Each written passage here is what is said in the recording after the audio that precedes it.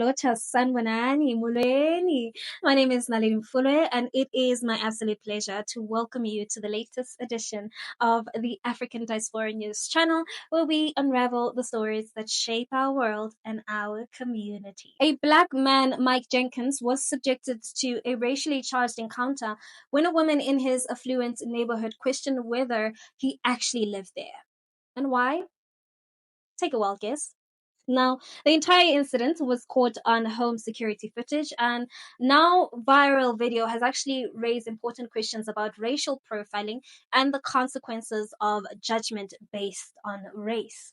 Now, the video actually shows Jenkins standing on his property as a woman identified as Michelle Bishop approaches him after jogging with his children. Now, the interaction seems quite innocent enough at first, right? But when Bishop asks Jenkins whether he truly lives in the neighborhood, things quickly take a troubling turn. Now, the reason I say this is troubling is because this isn't an isolated incident. I mean, this is something many Black people have experienced time and time again. And the assumption that we don't belong in certain spaces or in certain neighborhoods simply because of the color of our skin, we know it too well. Now, let's take a look at this video. We need to.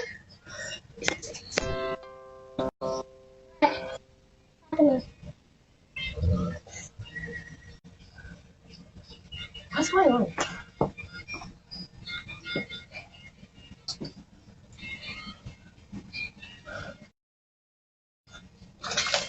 Do you live here? Yeah. You do? Papa. I don't believe that. What? I don't believe that. So what are you doing here? Rory, come on. Rory, come on.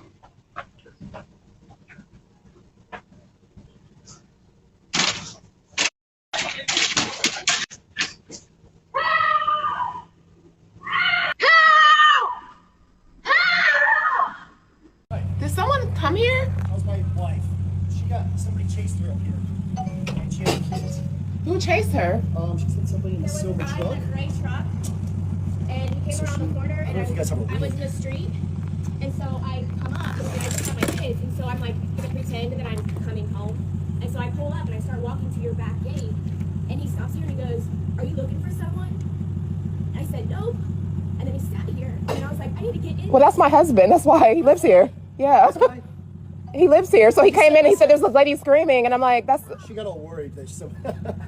Scared the crap out of me. How? I'm so sorry. How did he scare you though? I just seen her in the driveway and I was like, are you looking for somebody? Because I was pulling up out And I home. saw someone walking in our driveway too, and I'm like, why is someone walking in our driveway? Well, I'm Well, sorry. there you have it. All right, sorry. What? I don't. She said that someone was following her. So you were walking from there? You came this way, didn't you? No, I came down this street right here. Yeah. And I was riding slow because I'm looking at our Christmas lights. Well, you just have to understand my point of view. Being by myself with two kids, I just saw a car coming, and so I was like, oh, it scared me, and so I just pulled up here, and I kept thinking, this could be his house. But you didn't say, this is my home. You just said, are you looking? And I was like, I did. When you was on the porch, you asked me, did I live here? I said, yeah. And you said, no, you don't. And you said, I don't think you do. It was obviously, you could tell that I was really caught off guard. Like, I'm pulling in my, it's like I'm pulling in my house. Like, this is not, this neighborhood is probably one of the best neighborhoods in Ohio. It is. You don't have to worry about stuff like that. Well, I'm very sorry. I really hope that you're not upset with me. Come on, baby, go in the house. Let's go. You told me that I didn't. You said you didn't think I live here. It was That, the way that you were talking. I was so caught off guard. I'm so sorry. And all the things. So I want to jump on here because my Facebook is public, and for those of you guys who are telling me that I owe a public apology, one, I will not apologize for making any sort of racist remark. I am the furthest thing from a racist. I will, however, apologize that my expression could ever come across in such a way, or that somebody could think something of that nature of myself and my family. So long story short, I need to give the context because there's a lot of y'all who are, I'm sure, coming to my page right now. He says, this is my house. And I said, I don't think that it is. And at that point, the only reason that I said that was because truly the awkward encounter of slowing up behind me, talking to us multiple times. I'm in this frantic state. It's late at night. I got my kids, my 2 babies. The lady at the door is not answering. There's no other homes that are well established. I mean, there's construction. It's a corner house. I'm just thinking, oh my gosh, I'm on the front porch. This truck literally is halfway up the driveway. And I was like, my radar was like, nope, I don't think that this is your house. And so I said, I don't believe that this is your house. And so I'm starting to unbuckle cash, and I grab and I freak. I go, Rory, run. And so I take off the porch and I literally run as fast as I can, screaming at the top of my lung. I'm getting all these messages, I'm so sorry. Now, I want to pause here for a moment. I understand the instinct to protect your children, but there's a key difference between rational fear and an irrational fear that is based on preconceived notions and bias. What we're seeing here is a fear driven not by the actual situation, but by a stereotype. Fear of the other, fear of Black people, even when they're simply going about their lives and minding their own business and living in their own homes. Now, you know what's the interesting thing is that when Jenkins was confronted by his wife, Bishop struggles to offer a clear reason for her actions. She doesn't answer the question of why she didn't believe him when he said he lived there. Instead, she keeps apologizing, but her words lack real accountability. I mean, Michelle claims that her actions were out of concern for her children's safety, but then begins to offer explanations that seem to absolve her of any racial intent. And in a statement that she posted online, she insisted, and I quote, "I will not apologize for making any sort of racist remark. I am the furthest thing from a racist." Now here's where the things get even more frustrating. Bishop went on to say that she didn't see Jenkins' skin color because it was nighttime, which, by the way, isn't an excuse for racial profiling at any time of the day. Then she adds that Jenkins' tone of voice wasn't welcoming or comforting. But here's the thing. Why would his tone matter? Why is it that when Black people speak, especially when we're confronted by situations like this, we're always expected to meet some standard of politeness or comfort? Why is it that any reaction to being wrongly questioned is seen as a threat? Now, what happens next is equally important.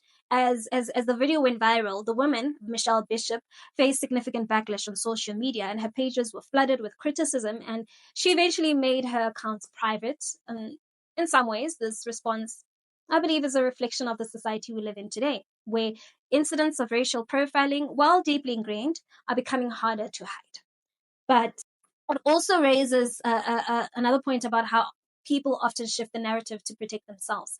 I mean, Michelle Bishop cried on social media about the harassment she's receiving, but I can't help but wonder, how often do Black people face this kind of treatment and never get the chance to tell their side of the story? It's this imbalance that needs to change. The reality is we don't get to apologize and erase the damage done when we're wrong. We're forced to live with the consequences of these assumptions. And while I sympathize with anyone facing online harassment, let's not forget the core issue here. It's not about her overreaction. It's about how these racial biases can actually manifest in dangerous ways. Followed 20 minutes home, and my car was broken into when I was at the store. And when I was a little girl, we had a man banging on our door and helicopters hovering over our home. So, did I overreact? Yeah, maybe a little bit. But I showed up at the door and I said that I was sorry 2 times. People are going as far as saying they're not genuine apologies, that I'm out to get them for whatever reason that is. I don't know how it could be twisted that way when I literally thought he was a white man. So I knew it wasn't going to stop there, but the Facebook page stuff was deleted. Not me ever asking for any of it to be deleted. I made a public apology to them through the video to a whole Facebook page of almost 500 residents in our neighborhood. And then I posted in the comments multiple times when people were just saying, like, disgusting and just tearing down our family's name. I once again came on and I said, if there's ever an opportunity to reconcile, like, I will. I'm so sorry I could have ever offended you. Now let's talk about the bigger picture. What we're seeing here is a very real and painful example of racial profiling. Michelle Bishop may not have intended to be overtly racist, but her reactions and actions show how deeply ingrained biases can affect the way we interact with others, especially people who don't look like us. And the simple fact that she didn't believe that Jenkins could live in a wealthy neighborhood simply because he's black is part of a larger problem. Now to Mike Jenkins. Sir, I say thank you for handling this with dignity.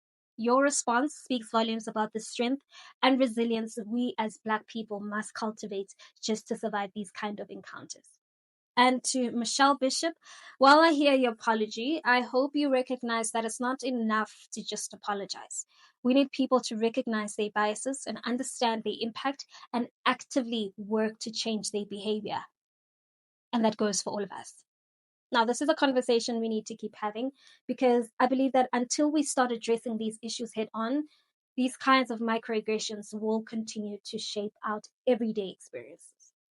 Now, with that being said, let's continue the conversation in the comments section. And while you at it, don't forget to give this video a thumbs up. That's it from me. Till we meet again, it is goodbye for now.